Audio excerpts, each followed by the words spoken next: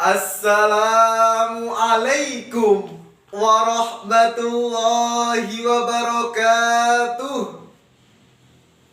Hadirin ajeng hadirat, teman-teman dan kakak tingkat Ibu Aminah yang saya hormati.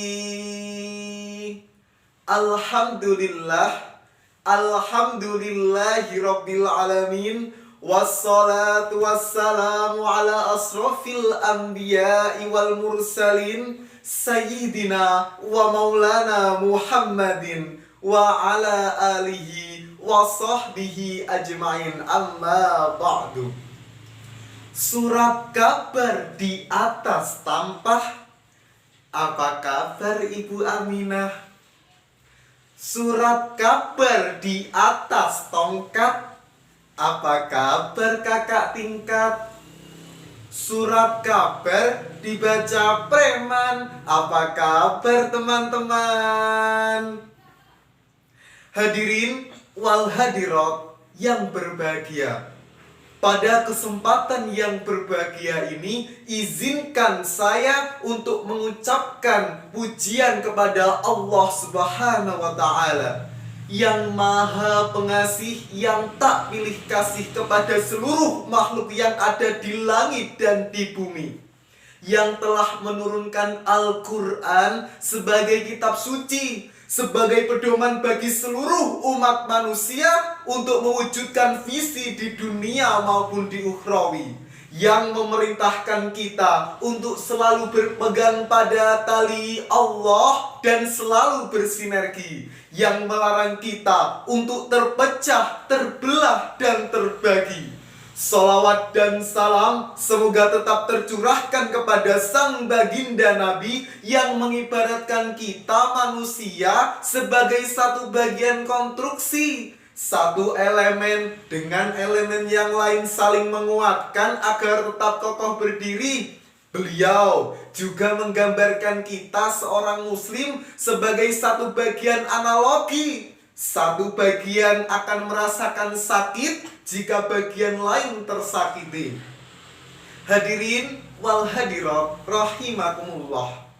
Berdirinya saya di sini bukan untuk stand up komedi. Namun berdirinya saya di sini untuk menyampaikan sedikit tausiah yang bermateri, evaluasi pendidikan dalam Al-Quran. Hadirin wal hadirat rahimakumullah. Allah Subhanahu wa Ta'ala berfirman dalam surah An-Naml ayat 40 yang berbunyi, A'udzu billahi minasyaitonir rajim. Bismillahirrahmanirrahim.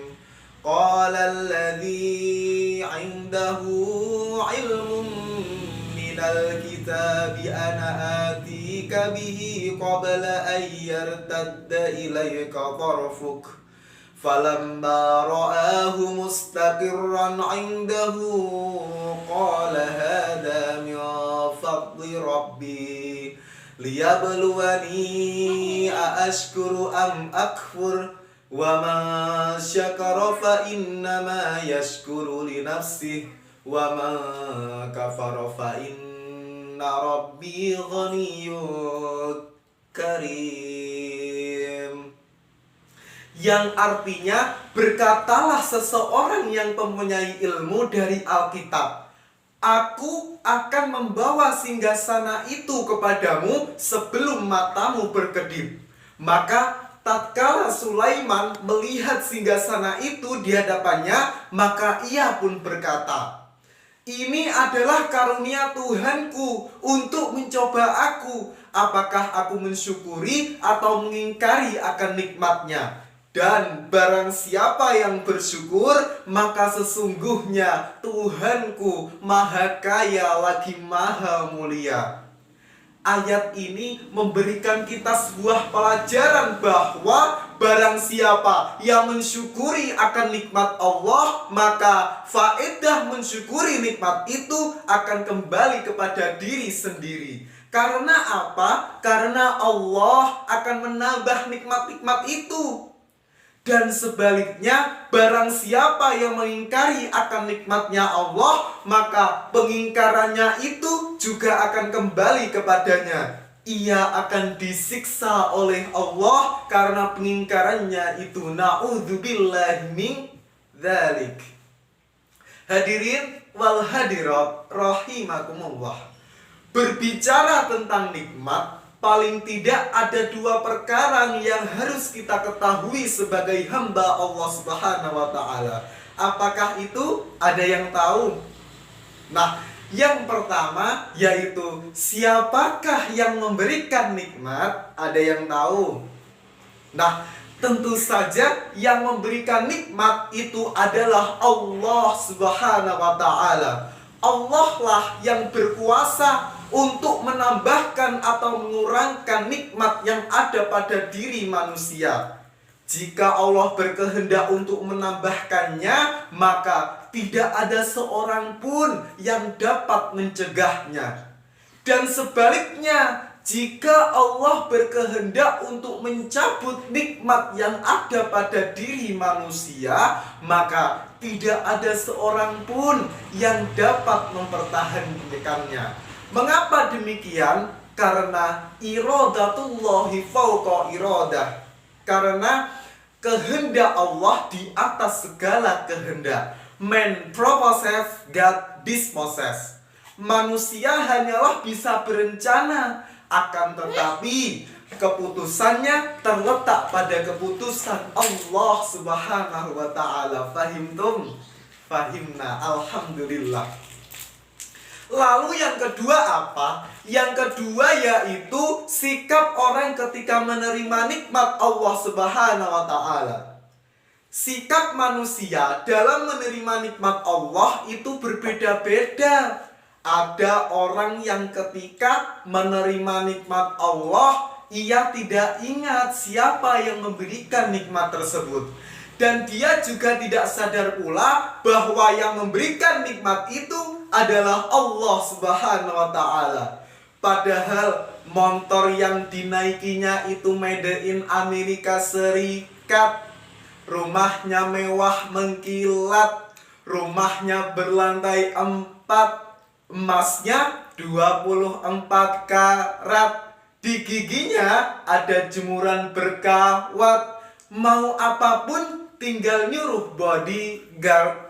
Namun sayang 1000 kali sayang, dia tidak pernah ingat akan akhirat. Betul? Apa betul?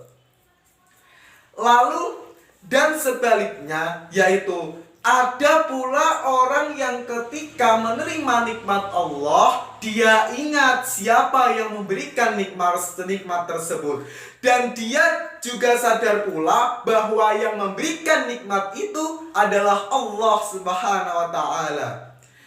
Lalu ia senantiasa mengucapkan kalimat-kalimat baik dan ucapan rasa syukur. Selain itu, ia juga senantiasa mengucapkan lafaz syukur, Alhamdulillahirabbil alamin. Maka orang yang seperti ini akan ditambahkan nikmatnya oleh Allah Subhanahu wa Ta'ala. Seperti yang tercantum dalam surah Ibrahim ayat 7 yang berbunyi, Bismillahirrahmanirrahim. La in syakartum la azidannakum wa la in kafartum inna adzabi lasyadid. Yang artinya, sesungguhnya jika kamu bersyukur, pasti kami akan menambah nikmat itu kepadamu. Dan barang siapa yang mengingkari akan nikmatku, maka azabku sangatlah pedih. Hadirin wal hadirat rahimakumullah. Dari uraian di atas bisa kita tarik kesimpulan bahwa yang pertama, marilah kita mensyukuri nikmat Allah yang telah diberikan kepada kita. Dengan jalan apa? Dengan jalan mentaati segala perintahnya dan meninggalkan segala larangannya.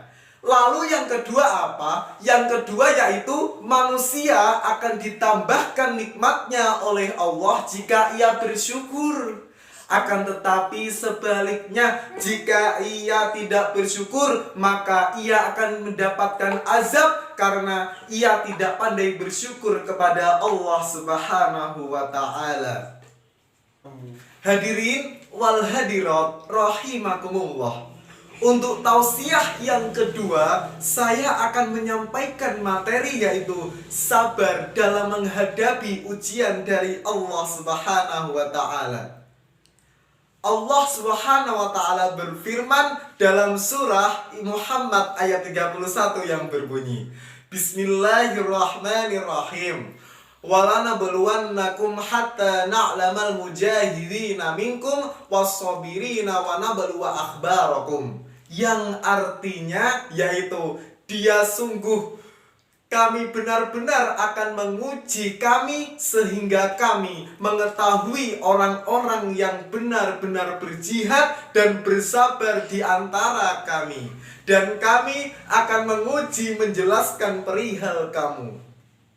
Ayat ini menjelaskan tentang 2 poin penting yang harus kita ketahui.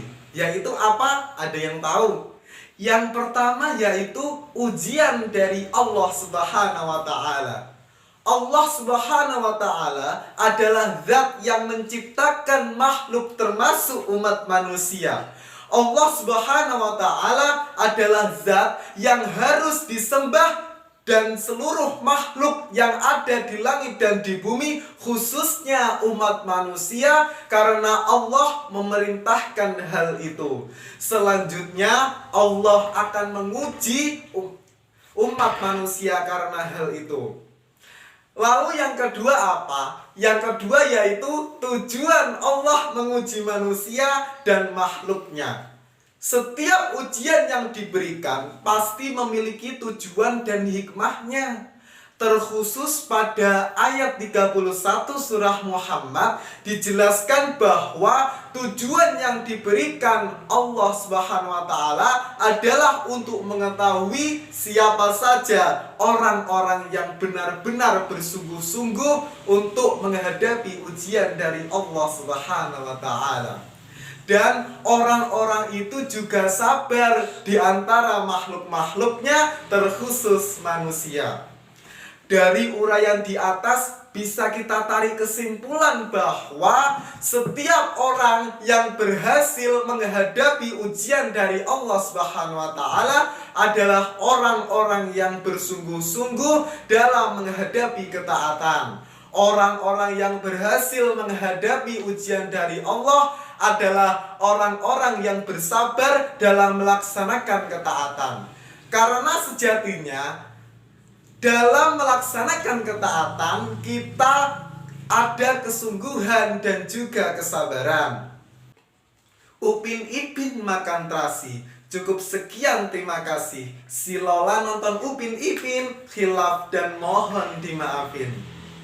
Ungzur maqala wala tangzur mangqala. Lihatlah apa yang dibicarakan dan jangan lihatlah kamu siapa yang berbicara. Saya akhiri, wassalamualaikum warahmatullahi wabarakatuh.